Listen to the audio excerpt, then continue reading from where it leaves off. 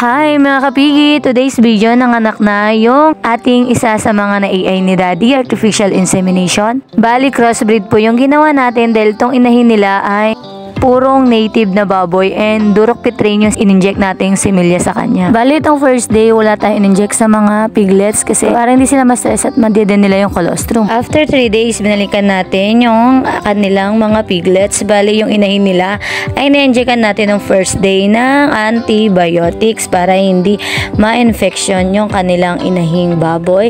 Yan, so maliban sa pag-aalaga namin ng baboy is nag-AI din si Daddy and nag-inject din ng mga vitamins. Bali pala yung kulungan nila ay dito sa kabilang diki. Ang presko dito, so maganda sa mga alaga nilang baboy. And walang mga magreklamong kapitbahay kasi walang bahay dito kundi itong mga kulungan lamang ng mga baboy. Bali ito rin yung isa sa mga ini-AI natin.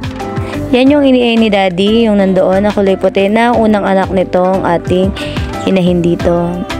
Ito yung mga anak niya, ang gaganda, Dalmatian, di ba? Ang gaganda ng color niya. May batik na color brown. Ito naman is black na color brown. Makikita nyo, maiksi lamang yung piglets nila kasi ito ay may lahing native na baboy.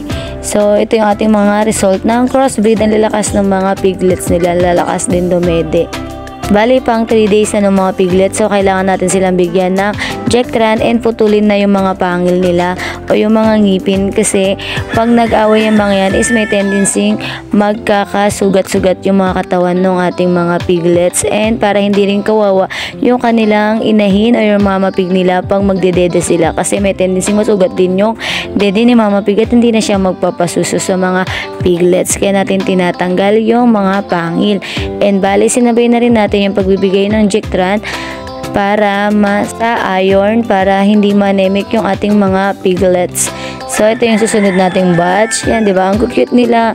Sobrang cute. Sabi nga anak ko is ipipit na lang daw niya pero hindi pwede kasi madaling lumaki lang din yung mga piglets na yan lalo pag bigyan natin sila ng mga vitamins. Bali pangalawang anakan na nung kanilang inahin. So si Daddy din yung nag-crossbreed nung una and maganda yung naging result and kaya nitong pangalawa is lalong dumami yung mga anak nitong kanilang mama pig. Mabait kasi yung mama pig nila kasi wala siyang yung pen na paglalagyan doon sa mga piglet sana pero kahit ganoon is dahan-dahan lang na hindi basta-basta humihiga yung kanilang mama pig. Pag magpapadede, hindi siya yung basta-basta hihiga na lang. So napakaswerte nila dito sa kanilang mama pig o inahing baboy. Balik tayo ulit dito after 10 days kasi mag-inject naman tayo ng Bixan SP sa kanilang mga piglets. So, ganyan lang tayo magtanggal ng pangal ng ating mga piglets and mag-inject tayo ng iron para hindi sila ma-anemic. Bali, ito yung kanilang kulungan and ito rin yung kanilang mama pig. Sayad na yung dede niya dun sa baba. That's it for today's video. Maraming salamat sa panonood. If ever may katanungan kayo sa amin, mag-comment na lang kayo sa amin or mag-PM about dito sa ating crossbreed. That's it guys. Bye. Thank you for watching.